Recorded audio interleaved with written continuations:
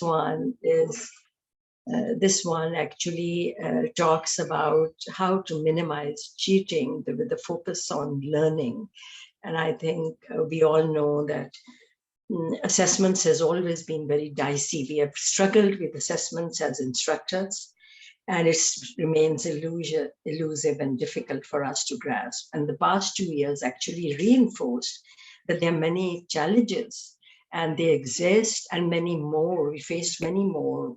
Some of the challenges are very, dealt with logistics, like of policy, of change in technology, of change in the type of exams that we conducted, of the times of grading that we did over these 2 years.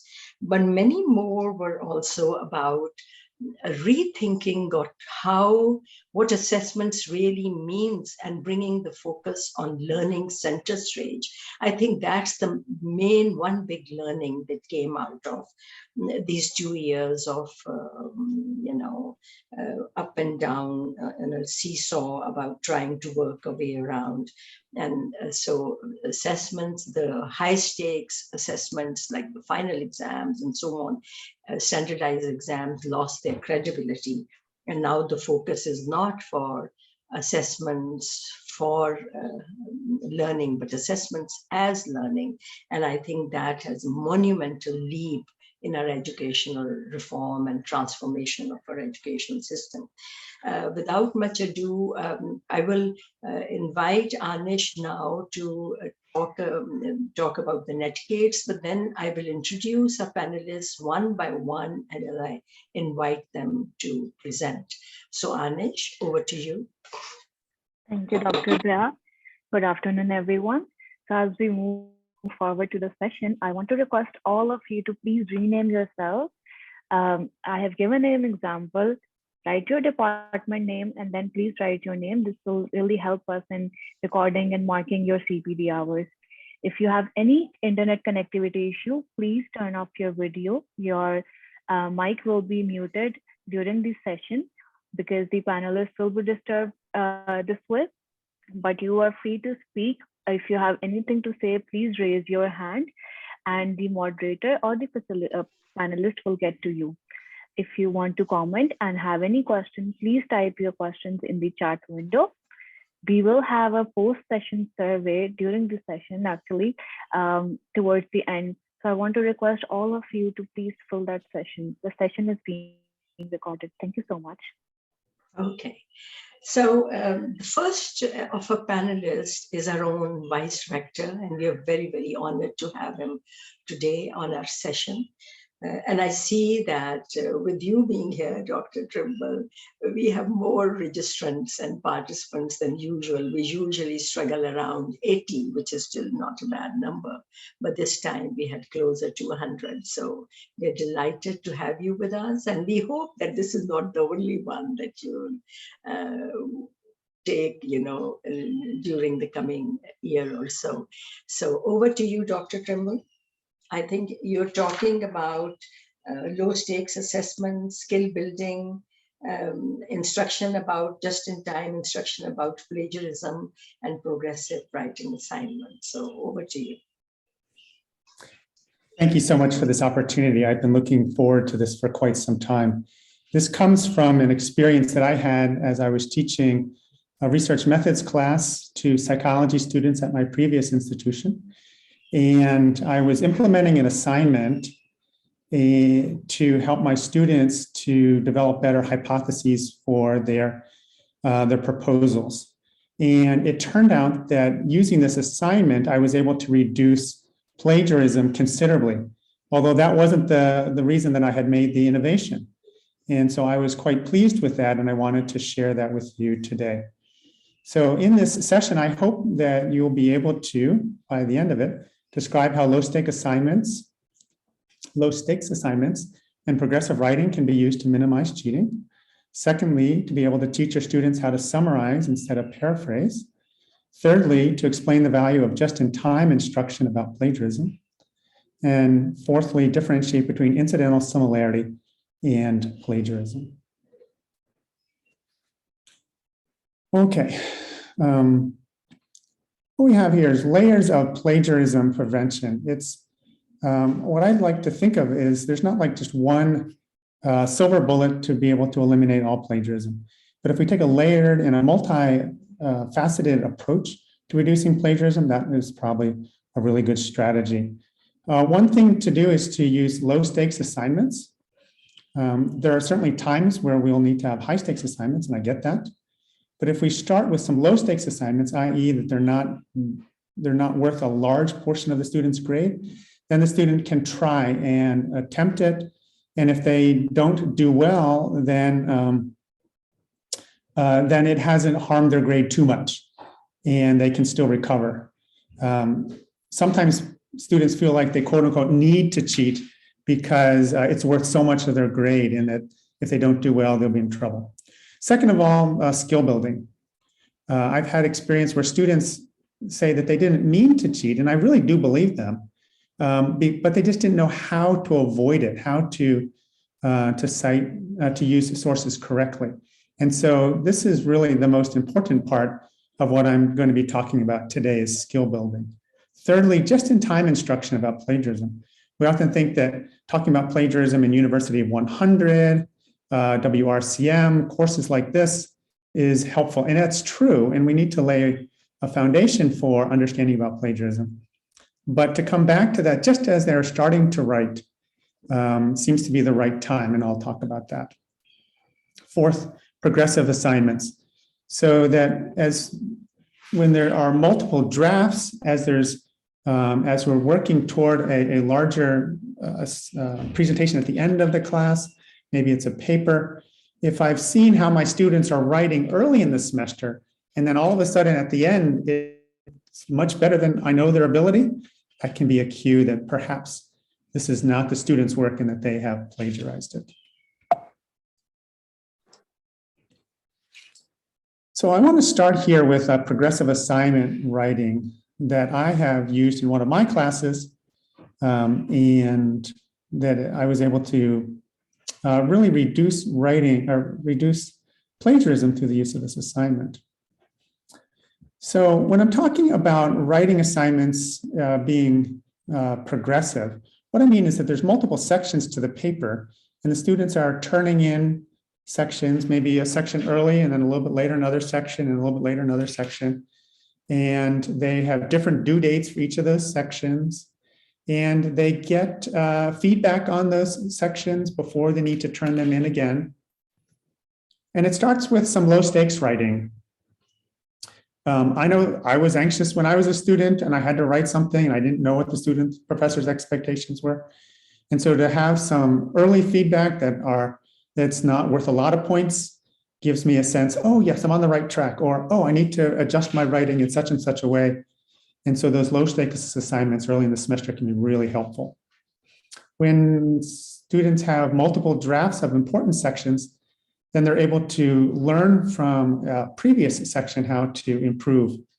And I remember when I had edited sections, the sections were edited by a professor, that really strengthened my writing skills and not just that it was edited and I had corrections made by a professor, but when I had to actually go in and incorporate those corrections, that strengthened my writing tremendously. At this point, I want to examine then let's see, I'm going to stop sharing here for just a minute. I'm going to share a different screen. Okay, 1 second here. There we go.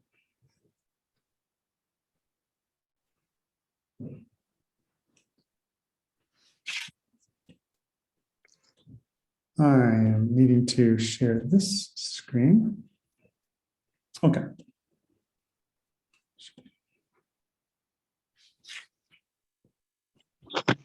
There it is. So I'm just going to look through the syllabus for my course. This is a research methods class I used at a previous application, previous institution. And I'm not going to go through the whole syllabus right now, but I will make this available in the chat so you can take a look at it. I want to highlight some things, what I mean about this progressive writing and low stakes. So in this particular class, there was a total of 855 points that the students could earn. And for this assignment that worked so well, only 12 points were allocated to this assignment. So this is particularly low stakes because this is less than 1%. This is about a third of 1% of all the points. But because there were some points attached to it, students felt like, oh, they're still able to do this and to earn some points and to contribute to their overall grade. You'll see that the research project, each of these sections had different due dates, starting with only a 15% grade, looking at where I was looking at the hypothesis that they were developing. And then by the time they had done these literature searches and the hypothesis, they'd gotten some feedback from me by the time they turned in their literature review, which was worth 100 points. They got feedback on that before they turned it in. And all of these sections that I have highlighted, title page, outline, hypothesis, literature review, and method section all contributed to the written proposal at the end of the semester. These literature searches, the literature review was worth 100 points. So that was as much as an exam was in that class. And so that was not a low stakes assignment. But you'll notice that it was 15 pages in length, and it cited 25 high quality sources in the literature review. And before I implemented the other assignment, the literature search assignment, I found that a number of students would plagiarize in this. And it was often because they hadn't built the skills necessary to write this properly. The plagiarism almost entirely disappeared in the literature review once I implemented the literature searches assignment early in the semester. And then at the end of the semester, they had to turn in the introductory section and the method section again after they had received the edits from me. And so there again, there was multiple drafts that they were writing. And you'll see at the very end of the semester in the class schedule, what I mean by just-in-time instruction on ethics. So I talked early in the semester, second class period, how to write the literature review. And then I started the skill building here on September 10, where the first literature search was done. And I'll show you in just a minute what I meant by that. And then I gave feedback to them, and they did the second, they did a third one, then they did a fourth one. And all of those 4 literature searches were very low stakes. They got feedback on it, and they were developing their skills. And it wasn't until after they had done the 4th literature search that I did a lesson on how to paraphrase and summarize to avoid plagiarism, how to organize sources to avoid plagiarism. And I'll show you what I did with my students there. And then you'll see that the various sections are due in a layered approach where they have one section due, and I give feedback on that. So the title page, hypothesis, the literature review. I even put in the syllabus then my target date for returning the literature review. So this kept me accountable to the students, so they knew when I was going to be getting back to them. They got feedback on the literature review before the next section was due, because some faculty members grade more strictly, some are more lenient. And so it really helps students to know just the expectation of the faculty member to get feedback on a first writing before they turn in a second writing. And so when this second section was due, they had already received feedback on the first one. And then they had feedback on both the literature review and the method section before they turned in the whole paper at the very end. Okay. I'm now going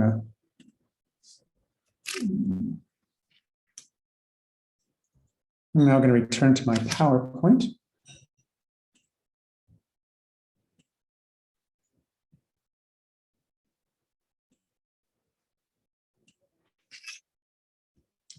Okay.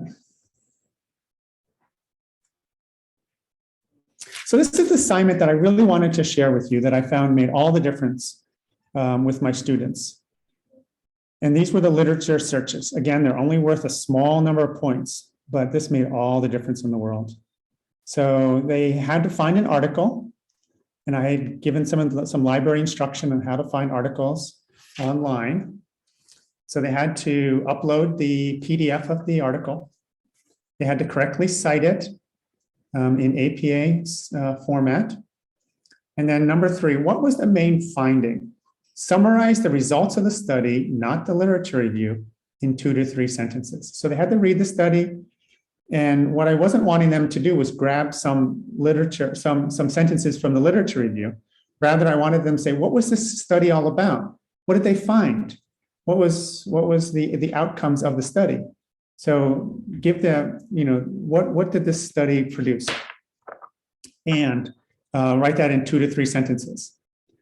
And then the 4th question was, how does this article contribute to your thinking about your proposal? In a couple sentences, they might say, I realized this is not the direction that I want to take my paper. Or they might say that I found a new methodology here that was really helpful. Okay. But it was summarizing the finding that made all the difference in the world. So skill building, that's really what I'm talking about here by teaching them how to summarize. Once they had the summaries, they had to know how to organize those summaries helpful. And so what I'm showing to you is actually a slide I use with my students, how to organize their reading, to create folders, organize the topics, organize the articles, and then summarize them. And so this was a slide that I would use. I would also use this slide just to show them you're wanting to. So this was actually a former student of mine who allowed me to use a screenshot from the way that he did it. He was doing a study where he had various topics. One was religious fundamentalism, one was right-wing authoritarianism, one was attachment to God. And so he just created folders, and he would, for each of the relevant topics, then he would put into these folders, and this is again as a slide I would show my students, he would just organize all the PDFs into these folders.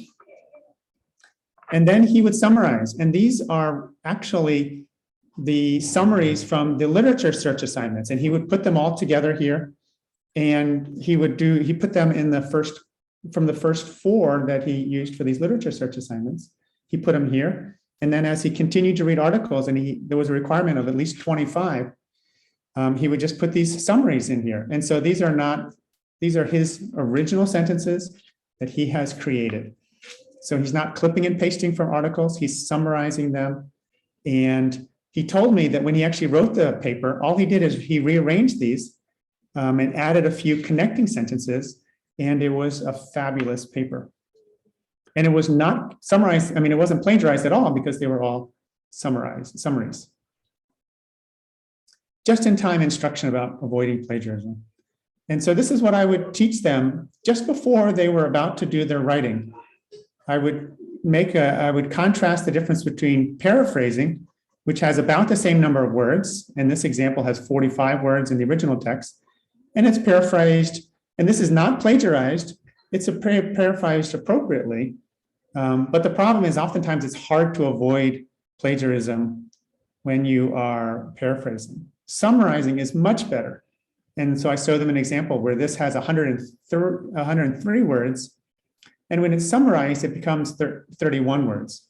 And these summaries have usually almost always fewer words, of course, but the meaning is the same, but it's put into your own language. And this is the real key for avoiding plagiarism.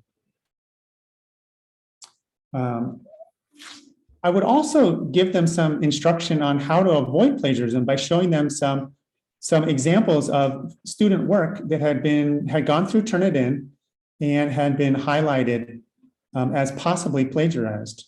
So what I'm about to show you is the student work as well as the original source. And I want you to think whether this is actually plagiarized or not. And so at the top here, you'll see this is the original source. And I will read the original source. And what I'd like you to do is keep your eyes on the bottom here where it has 1. And then I want you to say, I want you to think as to whether this is plagiarized or not. in which a child can work through experiences by creating model situations and master reality through planning and experimentation. Play offers opportunities for self-expression, mastery, and growth in a way that fits the child's. And so is this plagiarized? Yes, it is very clearly plagiarized. All this she did, she changed offers into provides, growth in a way to growth at a child's developmental level. So this is actually very clearly plagiarized. And so I'd show this to a student and say, okay, clearly this is just lifted from the article and is plagiarized. So is this one plagiarism? So again, I'll read the top and you keep your eyes on the bottom. Parenting plays a vital role in the development of a child's self-regulation. And so this looks, at first glance, it looks like it's plagiarized.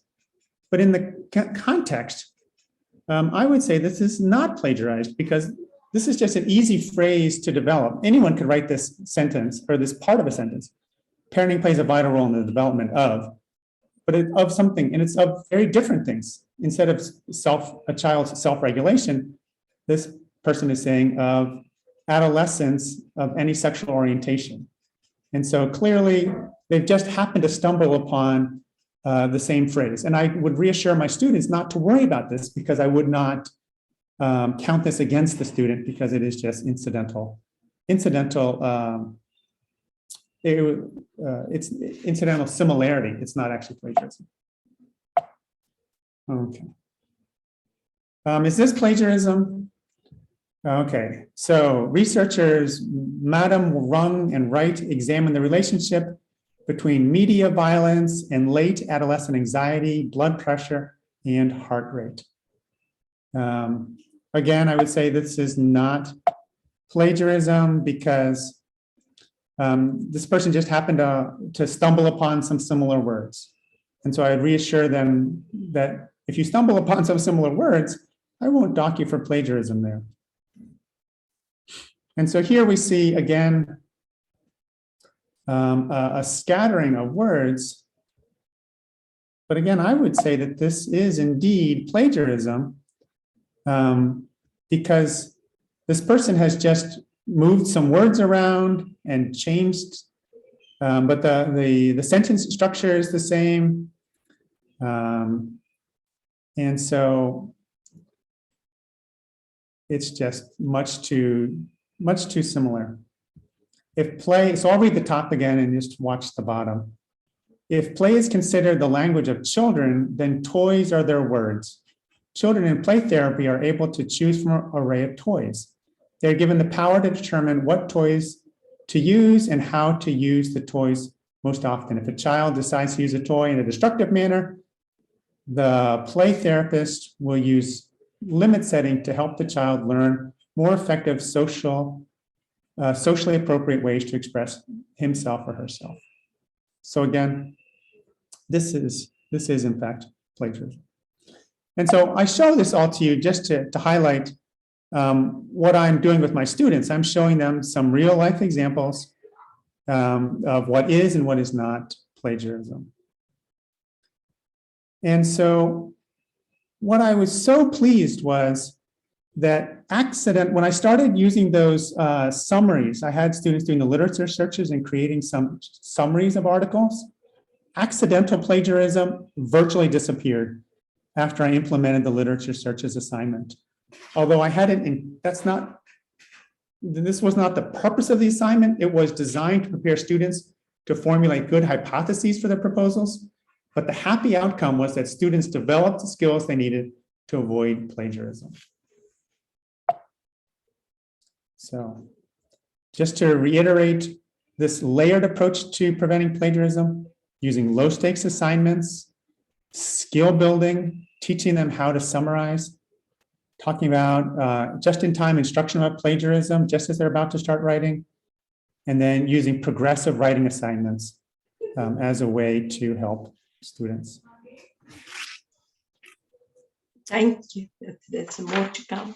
Okay, Dr. Trimble, thank you. That was very comprehensive. And I think we haven't had something as inclusive for plagiarism. And the way you give examples, I think, will be very, very helpful for our faculty to see how they could give similar directions to their students. And you're right, accidental plagiarism happens because students have not been alerted the possibilities and what the instructor will be watching out for. And so I think that's very, very helpful. Thank you so much. We go on to Ambreen. I just want to say that I've shared the slides as well as the syllabus in the chat if anyone wants to take a look at those. Thank you, Dr. Trimble. And now to a very young, recent doctor who has joined the FCC. She has been here for quite some time, but she just completed her PhD. Congratulations. The website still says your PhD is in progress. You better get it aligned. Yes, ma'am. So I'm really happy to have you. And you presented something at the faculty retreat, which caught our eye. And we thought it would be very appropriate to hear what you have to say. Thank you. Thank you so much. Welcome everybody. I was really excited, but after Dr. Trimble's presentation, I'm really happy because there are a few of the things that we are actually implementing in our WRCM 102 research writing course.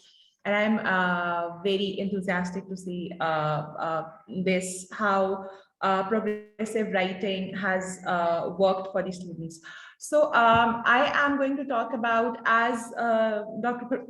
Roxana talked about, that with online classes, the purpose of assessments and learning have shifted a bit. So we are going to talk about how assessment for learning and assessment of learning and assessment as learning can be seen. And I want to talk about how students can be involved in the process of assessment and how this can help the student learning too. In order to include your students and involve the students in the process of assessments and in the process of grading, we need to have very clear instructions and rubrics.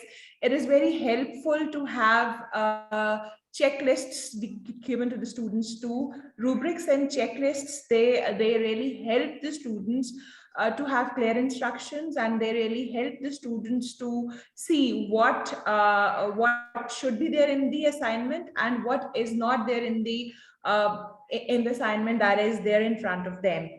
Then I actually experimented with the collective marking of the anonymous assignments in my online classes. While I was teaching the Writing and Communication 101, I had freshman students. And what I felt was that there were certain mistakes that were repeatedly going on. And as I was addressing them repeatedly, but there still were students who had those mistakes. So I just thought of it, and I just shared my screen, my online Zoom screen with the students. I had few of the assignments on my screen, but there were no names of the students there. So I asked the students, okay, let's read this paragraph and let's see how is that written. So before I was able to complete the paragraph, the students came up with all things that, oh, the type of the paragraph is different. It's a different rhetorical mode. The main issue was the use of the personal pronoun that the students were writing in the paragraphs. And so many students were able to point it out. And the best thing that I liked was I received emails after that of the students whose paragraphs I shared on the screen. And they were like, ma'am, otherwise we would not have been able to understand this, but it helped me that you have, and it helped me as an instructor too, because I've read the assignment with the students. So they too had an idea how do we read through the assignments. And it also establishes the fact that yes, we do read through the assignments to mark them. One thing more that helped me and that has worked well is peer reviews. We can have peer reviews as part of our courses. We have it in WRCM 102 course 2, and that has really helped because, and we have peer reviews with a very clear checklist and a very clear rubric there. And our peer review doesn't grade the student. That is, peer review is there as an assignment. So when a student is done with the peer review, he or she gets the marks for his or her own assignment, but that peer review is shared with the peer. So they don't mark each other, but they have their feedback on each other's assignment, and that's how it has turned out to be very helpful in my classes at least. And I've loved this peer review assignment as part of the student learning process. One thing more that again we implemented, and I like that, is student self-assessment letter. I actually came across it 3 years back when I had my workshop in NYU Abu Dhabi. They started this technique very recently, that what they do is that they ask the students to write a letter, and that is not a very lengthy one. That's a 200 words letter or a 250 words letter. And they mention in that letter that what have they learned from this assignment or from this assessment that they have done. So that letter helps the students to reflect on certain things as well. And it helps us as the faculty members as well to reflect on whether the purpose of the assessment or the purpose of the assignment is achieved by whatever the students have written down. So I personally believe that these three things helped me and helped my group as well with the students' assessments, and that is how I have tried involving the students in the process. And this helped me a lot, and this has also improved the students' learning abilities. Thank you. That's it from my side. I think, Ambreen, you presented very good strategies, especially the peer review and the self-assessment part, because you're giving authorization or giving the credibility to the student, and the learner becomes center stage. And I think that's a remarkable initiative. It builds confidence, it makes them more responsible, it makes them more aware. And so I think it's not a top-down sort of a model. And I'm sure many of our faculty are doing it also. If you are and you have your own practices to share which are similar, please do join in the chat or after our panelists have finished their sessions. And of course, last but not the least, we have Martin from Education Department.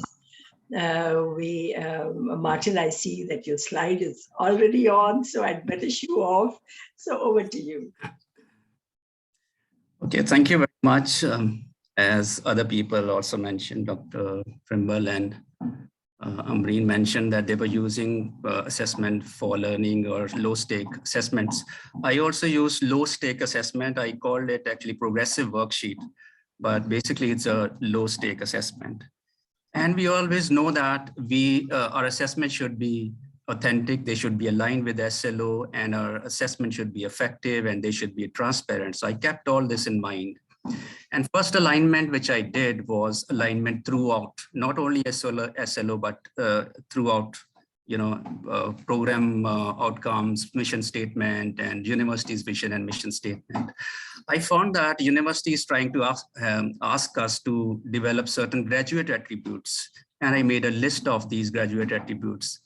And then I found that Fink's constructs of significant learning was appropriate to match this. So this was the first thing which I did. The second thing was that alignment within the learning episodes, that all the objectives, learning experience and assessment, they should also be aligned, and they should be guided with a learning approach, a contemporary learning approach, which is learner-centered approach. So keeping all this in mind, I prepared certain assessment tasks, and right now I'm sharing that actually, which I prepared. So this is one of the assessment tasks which I prepared for EDU C350 classroom management. And the SLO was that develop a tool to observe the key features of a well-managed classroom.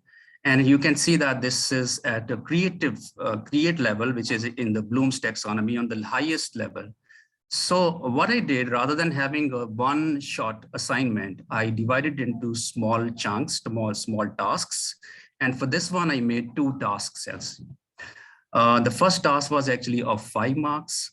And I used 2 theories to make my this task authentic. Number 1 was the theory of reasoned action, which says that our behaviors are dependent on our beliefs we have acquired from our experiences, formal education, media, or interactions with others. The other one is that Vygotsky's theory, which says that there are concentric circles of our development. Number 1 is that Z, which is actually zone of acquired development. We have acquired it already. So we need to check that before we starting any learning episode. The second one is zone of proximal development, where actually learning takes place. And during this time, you need to provide scaffolding for students, and that scaffolding should be reduced or removed gradually. And that is a feeding process. So what I did, I gave them a task, which is actually think, pair, share task, and asked them to come up with the beliefs about various aspects of classroom management, which is teacher, student, classroom, teaching philosophy and all. And then I asked them to share it with the partners, pairs, and find out similarities and differences between the beliefs. And then I asked them to share it with the class and come up with something which you think that is appropriate to utilize or use for yourself. And during that time, I was also providing feedback so that they can understand or they can differentiate between what is contemporary philosophies and what is traditional philosophies or learning theories. So at the end, the feeding process occurred when I asked them, now this is your job individually to revise the beliefs which you have to come up with. So same thing which will be done, but you have to revise your beliefs. So that was first part. And then what I did, I embed these assessment episodes in my sessions only. So I gave a kind of input where I explained that there are 3 kinds of, you can say, approaches which can be used for classroom management. Number 1 is self-discipline approach. The other one is instructional approach. And the third one is deceased approach. And I gave a little bit, activities around it. And I gave text on it, and they understood it. And towards the end, then I asked them, okay, now you have gone through everything, and now you come up with a tool which you think should be appropriate to observe a well-managed classroom. And they actually came up with a tool. And what were some of the achievements during these tasks? Students are gradually aligning their beliefs with the contemporary theories. Students followed social skills while working in groups. Students created their own definitions of well-managed classrooms, which will affect their teaching philosophy.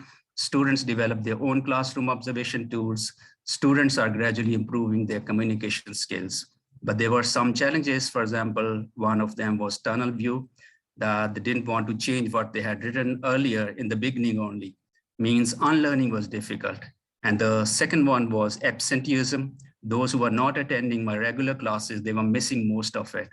So these were challenges which I tried to tackle towards the end of the semester, spring 2021, because I found some of the faults or problems in fall 2020 when I joined, and then I tried to cover or try to overcome those problems in spring 2021. So this was my low stake assessment. I just want to show what students actually produced. So this was the task which I'm talking about, think, pair, share, and they worked individually first, and then they paired, then they shared it, and then they came up in groups, they worked on it. And I thought that I have achieved one of my objectives, which I wrote earlier as SLO for students. So thank you very much. This is all from me. Yeah. Martin, I must say that it thoroughly shows that you are an education person.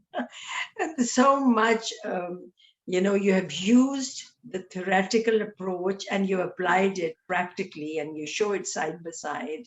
And it could seem pretty daunting for somebody who is not steeped in the discipline, but it definitely shows that there are strategies that they can take away.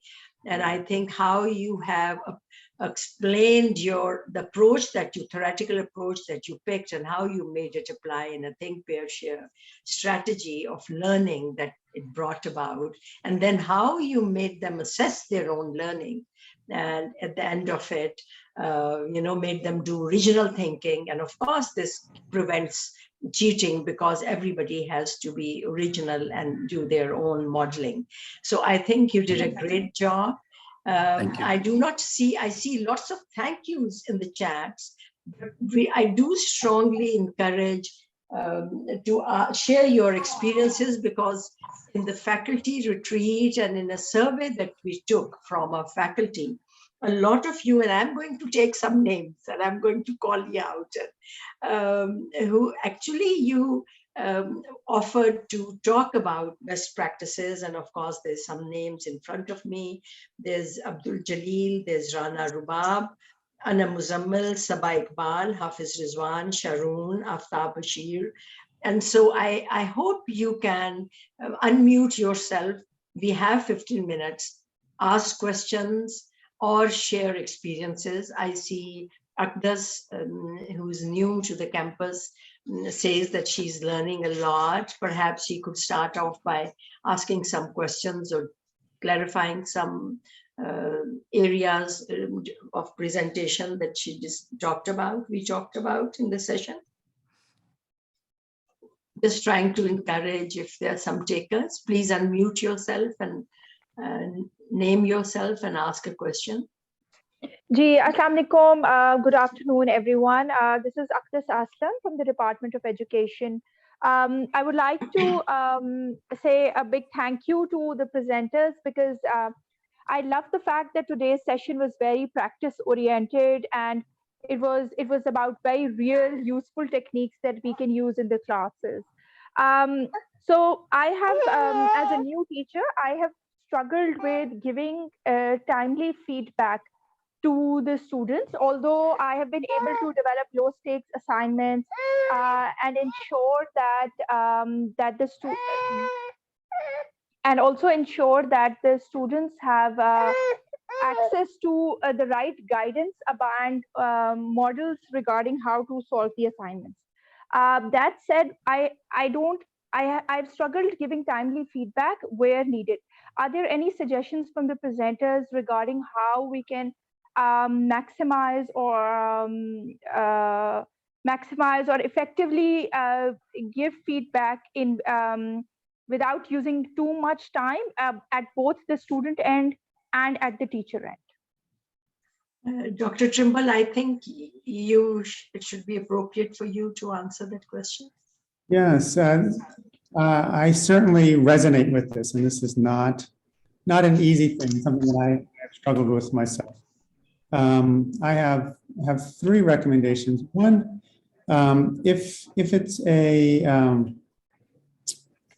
one is the literature search assignment that I was using with my class. I had them do that assignment on a day when they were doing some workbook activities actually in class. And so I would collect it at the very beginning of the class. And while the students were working on these in groups or on these worksheets, I actually graded them right there in class because it was really, I was just making sure that they had summarized it I didn't actually go and read the article, so I didn't know if they summarized it accurately. But just the actual fact of they did some summary, and I read through it, it seemed reasonable to me. I would give them the 3 full marks. I didn't feel like I needed to take any deductions as long as they were completing the assignment. And so for a low stakes assignment, it's more about doing it than it is about Is it precise and is it correct and those sorts of things. But actually doing the grading in class, another advantage to that was I could give it back to them right away. So that when they came the next class period and they brought the second literature search, they had it right in front of them. The other recommendation I would have in terms of grading was budgeting it. Like we budget our money, we have to budget our time as well. And so there's times where I would, when I collected the assignment, I would actually sit down and decide then when I would grade it. And I would leave time for that in my schedule. Now, life sometimes can get busy and crazy and we have to make adjustments, but as long as I knew that I needed to allocate a certain amount of time, and I gained that through experience, then I would leave that time in my schedule to do that. And I kept myself accountable. And the third thing was keeping myself accountable then in the syllabus, where I would say, because it was important for students to get feedback, I would actually tell them when it was. And so rather than get embarrassed and say, I missed the deadline, I would work really hard and keep myself accountable to the schedule that I had made for myself. When we work on something, we need to think about the time that's involved with it. It's just a little bit of forethought really was helpful for me in budgeting my time. And it was helpful for the students to know when they were going to get it back. Plus, it kept me accountable to making sure that I didn't run late on my grading. Yeah, and we got a very interesting comment actually. Saba, but would you like to unmute and say it? Saba is one of our super faculty who's really good in technology and other stuff. Saba, I thought you made a good comment about it. Ji. Hello, first of all, thank you very much for wonderful presentations. This is very, very helpful indeed. Actually, this was just in response to the question that was asked by Aqdus. I was just saying that sometimes I ask my students to, first of all, check the plagiarism by themselves. And there are many online tools which are available. Of course, they are not as good as Turnitin, but still they help a lot.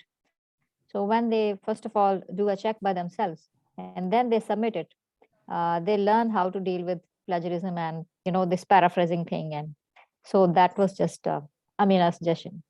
Yeah, I think that's a good one. And I think Ambreen also talked about peer sort of review. And I think that's another one which can help you with the workload or the initial review, where then you can come in later and do it. And there was some... I would like to also respond to the question.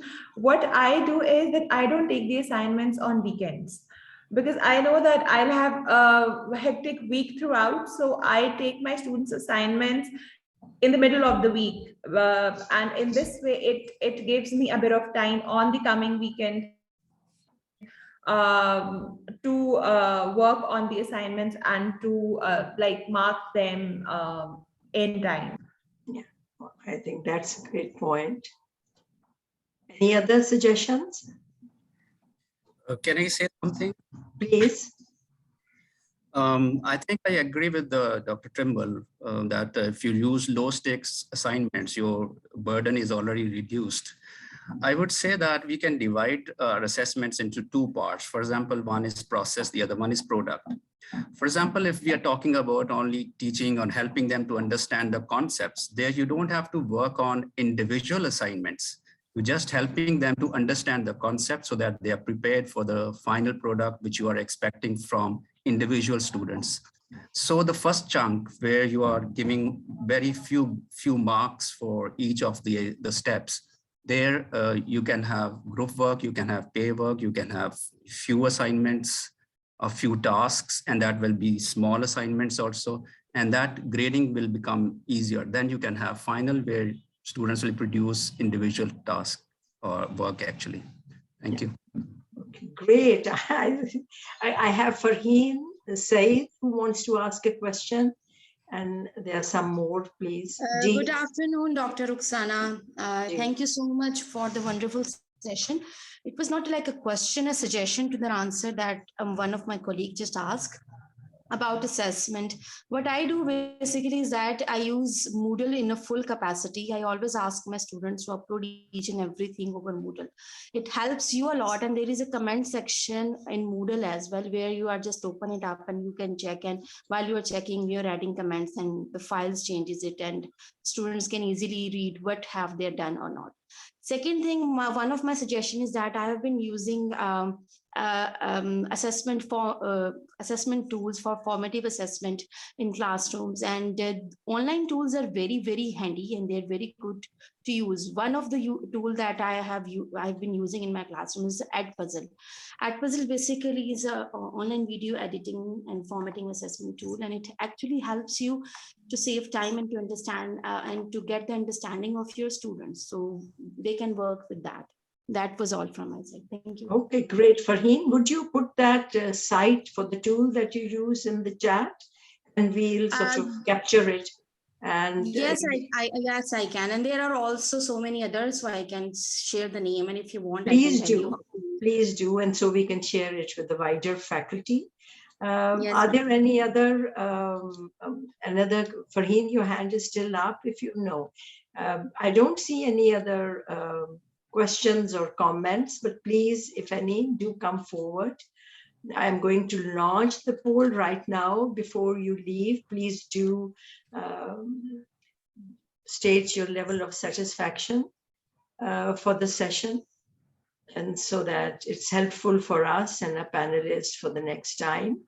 This is a very simplistic way, though we have tried to, if there are any dissatisfied or neutral comments, we have requested that you share with us the exact reason of your dissatisfaction, so that we can try to, refine our process. But you have never received a response. Did the poll get stopped, Dr. Ruxana? G? Looks like the poll might have been stopped after. Sorry, Dr. Trimble? It looks like the poll was halted. No. Was it? 15 results to it. Okay, let me see. I don't think so. Should I launch it again? I don't know if it will work. No, it does. Yeah, you're right. It says somehow stop, but it shouldn't have. Relaunch poll. I'm doing it again. Because, yeah, that's good. Yeah, sorry for that. Because I am anyone who is a co-host can end the poll, unfortunately. Okay. And so perhaps one of us ended it too soon. Yeah, probably. Because as a co-host, you can't actually participate in the poll. Yeah. So we will end it in another 1 minute. We have most of our, we have nearly 99, and unfortunately, I think there were a couple more that couldn't enter after the 100 mark. And we had a misunderstanding that perhaps our account could take in larger participants. So a few had to be, could not enter this session. 80 of 94 have responded, and 97 are still with us. Thank you so much. I'm going to end the poll. I do see one comment as very dissatisfied. I would love to hear from you. That might help us improve our process. Thank you so much. I have ended the poll, and I'm sharing the results for your viewing. And Mustafa, I see that you're trying to say something. Please do say if there's something you want to say. No, it's nothing special. I also want to talk with the person who is dissatisfied. That's all. Please. But you must remember there have to be. Yeah, that's great. I mean, yeah. That's great. But the only problem is, I really am eager to hear if Yes. what that one person has to say, and it is always very helpful to improve. And please, I just have one short quick comment on the thing that whatever the tools we are using, I think we need to take a lot of assessments at a shorter scale. Like after every class, we should have like 4 to 5 questions, short quiz. The more of the data we are generating out of the students, it will be easier for us later to grade them more logically and close to the reality. So take as many quizzes as possible, like in whatever the way, using whatever the tools we are having. But like Martin said, depending on what you're trying to assess, there are different testing methods that you will have to use. And if it's for knowing or for performance, what level it is of the cognitive level that you want to test. So you have to be very careful how you test that. I see that Aqdus has made a very good comment. She says there should be a practical session. Aqdus, we have been having these best practices sessions, which are largely practices and experiences of faculty. And this is perhaps the 6th or 7th session that we had, and we'll keep on having more like these. These are totally our experiences shared and best practices shared by our faculty, and they have been phenomenal.